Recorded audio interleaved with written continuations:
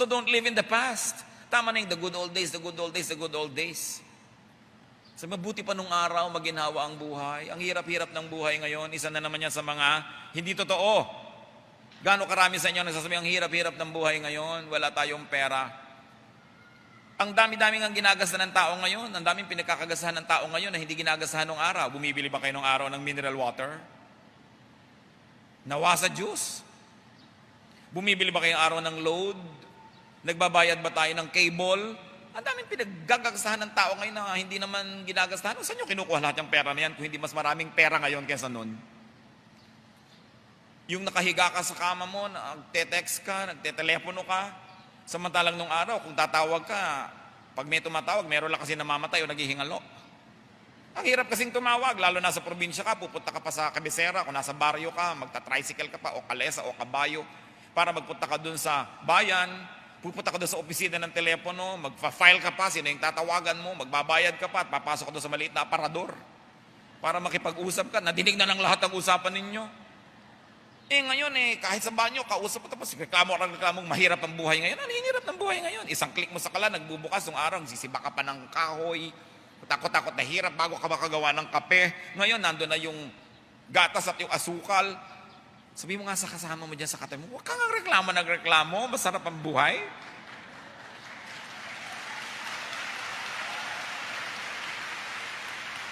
Ewan ko kung kayo ay nakapagpadentista na nung araw, mga 1970s pabalik. Kasi taba ng daliri mo ang karayom. Ang sakit. No? Ngayon ang dami-daming painless. So, huwag tayong reklamo sa buhay.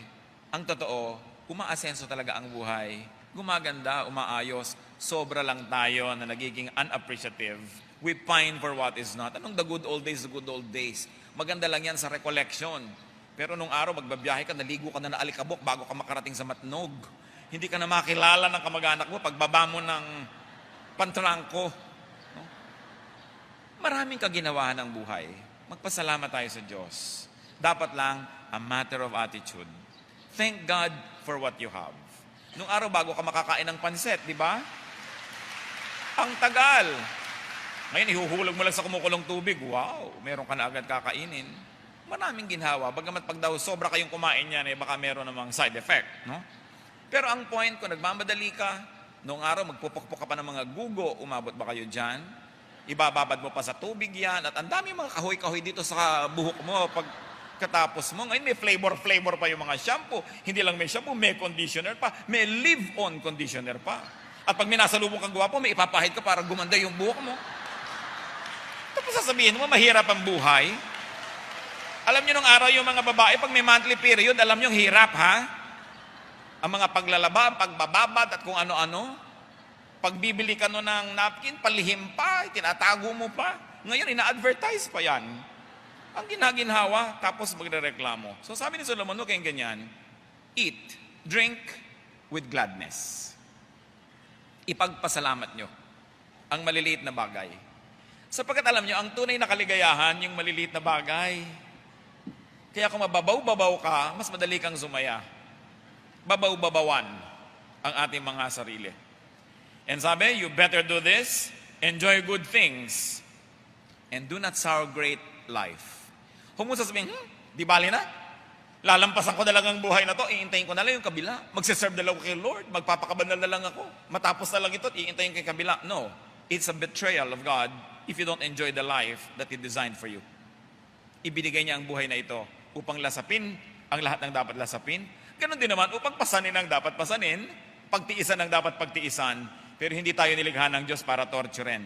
Life is God's gift to be enjoyed, not a problem to be solved. Kaya hindi tayo dapat nawawalan ng utang na loob sa Diyos sa pamamagitan ng pagtalikod sa buhay na ito. To deny life and all its meaning and color and shapes and sounds is to deny the good intentions of God who created life. So do not chapterize your life. Do not sectionalize it na parang, magtitiis talaga ako dito, sa susunod na lang ako babawi sa heaven. Hindi ka nilikha ng Diyos para pagtiisin. Bagamat sa ating pamumuhay na makadiyos, may mga mangilang-ilang bagay na dapat talagang pagtiisan. Pero hindi lahat. At ano pang sabi ni Solomon? Wear white. Bakit? It really means wear comfortable and beautiful clothing. Especially in the context of Israel, ang init-init ng panahon, siyempre, pinaka-press mong isuot, linen and white. Even the pharaohs were always dressed in linen and mostly white because it was very comfortable to the body. So anong matututunan natin kay Solomon? Mga kapatid, huwag niyong pahirapan ang sarili niyo sa hindi komportabling damit. Pag ginhawahin niyo ang inyong katawan, hindi yung sakal na sakal ka na, bigting-bigti ka na, gangga kobra na ang mga ugat mo sa binti kasi pagkataas-taas ng takong. So bakit mo pinapahirapan ang iyong buhay? Sabi, relax, enjoy life, wear white. Sabi niya, anoint your head. Kita niyo si Solomon, pati maglagay ka ng mga oils, creams, ointments. Sabi ganon, pag ginawahin mo, ang bitak-bitak mong kutis. Asikasuhin mo yan. Enjoy life with your wife. And of course, the wife is also representative of all our loved ones. In other words, sabi ni Solomon, share your happiness with your loved ones. Because happiness that is shared is happiness that is multiplied. Our loved ones multiply our joy and divide our sorrows. So what is important in life? Love and be loved. Hindi ba kahit nagpuputukan, sumasabog ang mga tulay, gumuguho ang mga building, nahuhulog ang buong mga langit, kung ka-holding hands mo ang mahal mo, parang okay lang. So, love and be loved. That's what life is all about. And allow others also to love and be loved. Huwag tayong sobrang pakialamero sa kaligayahan ng ating kapwa. Kahit mga magulang, may hangganan ang ating otoridad sa kaligayahan ng ating mga anak, sa pagpili nila ng makakasama nila sa buhay. Sapagkat tayo pare-pareho lang anak ng Diyos. Yung anak natin sa laman, pahiram lang yan, pero lahat tayo ay anak ng Diyos. At ang Diyos ay walang apo. Lahat tayo may direct relationship with God. So maging yung anak natin, anak ninyo ng Diyos, meron din siyang mga karapatan na ibinigay sa kanya ng Diyos. We guide, we pray for them, we discourage bad behavior, but at the end of the day, we give our children the freedom to choose the life that they want to live.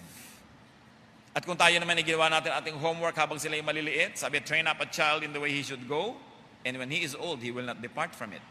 But when they're already very old, it's already too late to try to change.